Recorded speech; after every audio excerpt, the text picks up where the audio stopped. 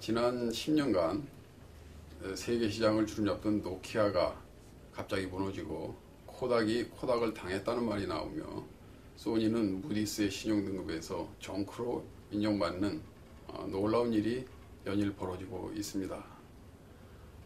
작년에 소위 4차 산업혁명이라는 말이 전 세계의 다보스 포럼에서 유행되면서 우리나라에도 이 4차 산업혁명을 어떻게 대응해야 되느냐 하는 것에 대해서 많은 전문가들이 노력을 하고 있는 상황입니다.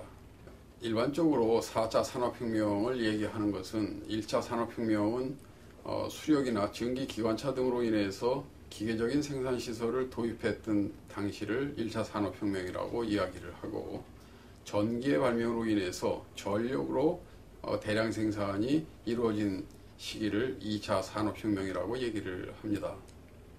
우리가 지난 20년간 겪었던 3차 산업혁명은 소위 로봇과 IT로 인해서 발전된 생산의 자동화를 일컬었습니다.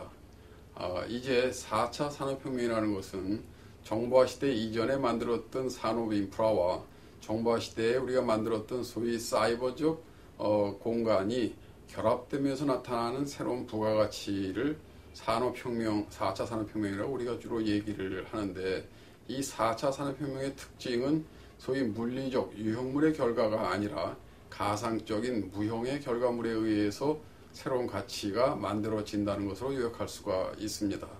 4차 산업혁명에 우리가 주로 언급되고 있는 인공지능 기술에 대해서 간략하게 설명을 드리면, 인간이 가지고 있던 소위 인식 영역에서의 분석적 사고를 하던 능력을 컴퓨터가 대부분 대체하게 될 수 있다는 말이 되겠습니다. 이렇게 된 기술적 배경에는 지난 정보화 시대를 거치면서 컴퓨터의 성능이 극도로 고도화됐고, 전 지구적으로 네트워크화가 이미 완성된 상태가 되고, 그로 인해서 거대한 데이터가 축적되고 이를 이용할 수 있는 환경이 만들어졌기 때문입니다. 이 같은 인간의 두뇌의 한계를 넘는 연산 능력과 그리고 인간의 머리에 담을 수 없는 거대한 데이터를 축적하고 이것을 알고리즘으로 결합해서 인간이 필요한 또는 인간이 두뇌로 해결할 수 없는 가치를 만드는 기술을 일반적으로 우리가 인공지능 기술이라고 얘기할 수 있습니다. 이 인공지능 기술의 특징은 기계학습을 통해서 기계 자체가 지식을 스스로 축적해낼 수 있다는 것이고, 알고리즘의 성능이 컴퓨터의 기능에 의해서 획기적으로 속도와 정확도가 증가하면서 나타나는 새로운 부가가치를 지향하는 기술이 되겠습니다. 문제는 이와 같은 기술적 배경 속에서 또는 기술이 주는 기회 속에서 군사적 가치를 우리 군이 어떻게 발견할 것이냐 하는 것이 현재 우리에게 남겨진 시대적 과제다, 이렇게 얘기할 수가 있겠습니다. 굳이 4차 산업혁명이라고 얘기를 우리가 하게 되는 이유는 이 같은 변화의 속도가 너무 빨라서 향후 5년 안에 일어날 일이 지난 50년간에 일어난 것만큼 변화를 초래한다는 예측이 있기도 하고, 이 변화의 범위가 단순히 어느 한 분야가 아니라 전 지구적이고 경제, 정치, 사회, 문화, 군사, 면역 모든 곳에 동시적으로 일어난다는 것이고, 더군다나 이와 같은 그 변화로 인해서 효과적 측면에서는 물질이나 인식과 정서의 가치마저도 변화가 예상된다는 이유 때문입니다. 그러다 보니까 세계 각국은 기술 확보를 넘어서 기회의 선점을 하기 위한 경쟁에 이미 진입한 상태라고 얘기할 수가 있겠습니다. 이 같은 변화를 우리가 예측하기 위해서는 어찌 보면 지난 20년 전에 우리가 소위 제3의 물결 시대의 미래를 예측하면서 어떻게 대응해 왔는가를 회고하는 것이 중요한 의미를 가진다고 할 수가 있겠습니다.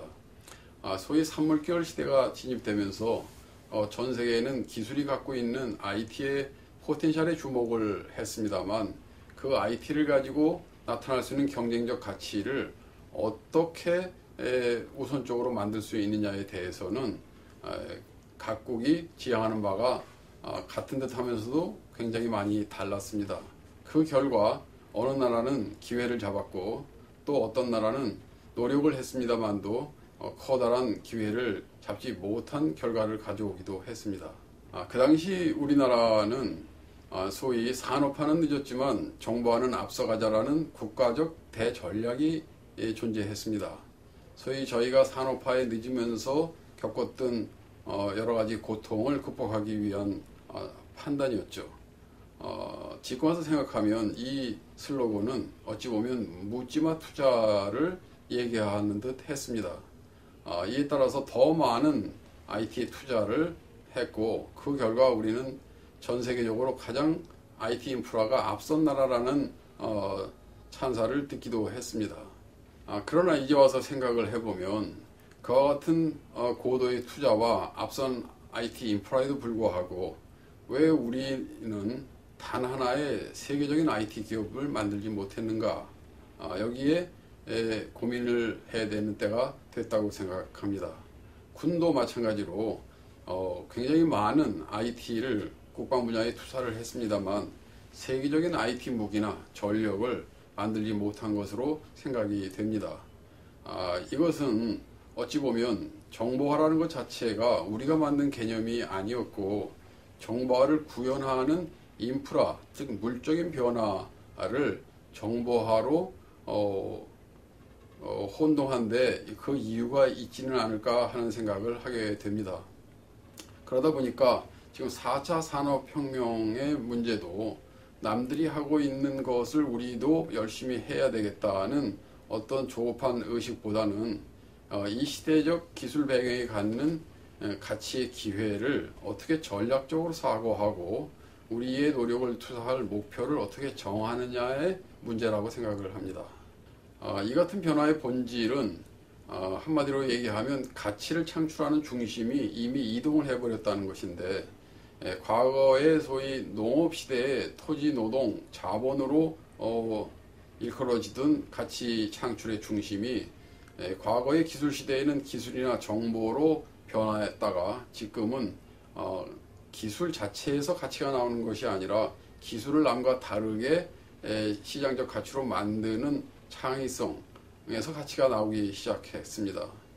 이것은 어찌 보면 농경시대의 소위 신분제에서 기술정보시대의 계약제를 거쳐서 새로운 창의성과 4차 산업혁명 시대에 또 다른 사회적 새로운 계약이 등장할 수도 있다고 생각되는데 이 같은 그 신분제나 계약제의 변화는 다분히 기술이 만들어내는 잉여 가치를 어떻게 배분하는 것이 타당하냐에 대한 사회적 도전이었습니다.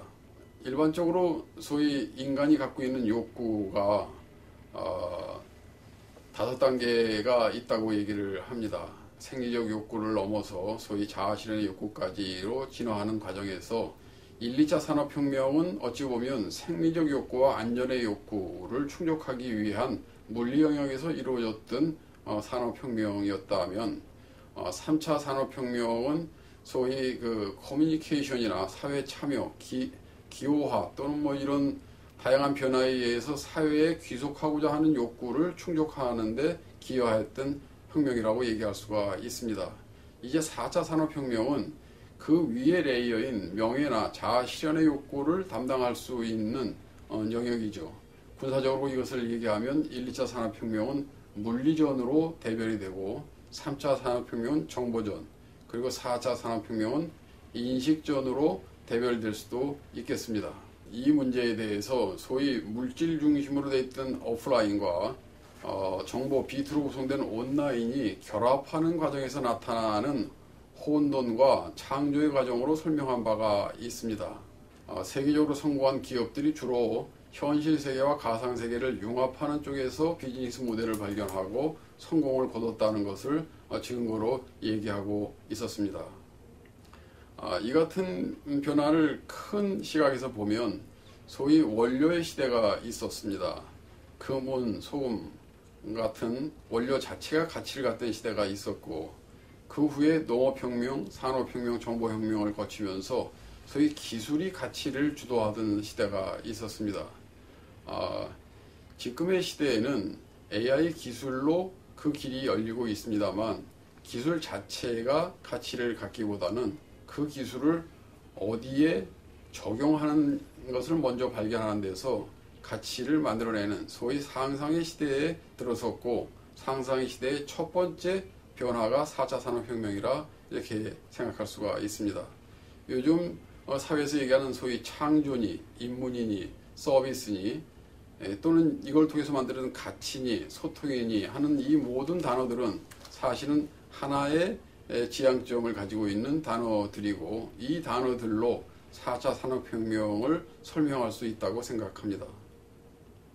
이런 4차 산업혁명의 변화를 다시 다른 시각에서 설명을 하면, 소위 그 전자기술이 지배하던 시대에서 네트워크 통합화가 이루어지는 사이버 공간을 거쳐서 이제 기계가 사람한테 적응을 하는 지능화 시대에 들어섰습니다.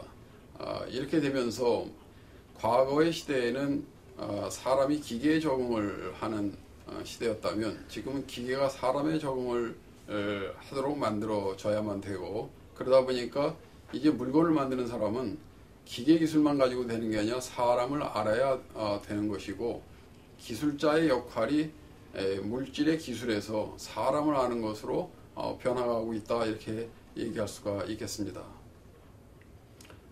그러다 보니까 군도 마찬가지로 수직 일사불란한 통제 체계에서 동강에서 리프팅을 하는 것처럼 각자가 상황을 인지하고 자율 동조하는 체계로 변화가 불가피하게 되면서 소위 조정 경기에서 배를 타는 사람들을 훈련하던 방식이나 인재상이 동강에서 리프팅을 타는 사람들이 가져야 되는 능력 요소로 변화하고 있다고 말씀드릴 수가 있겠습니다.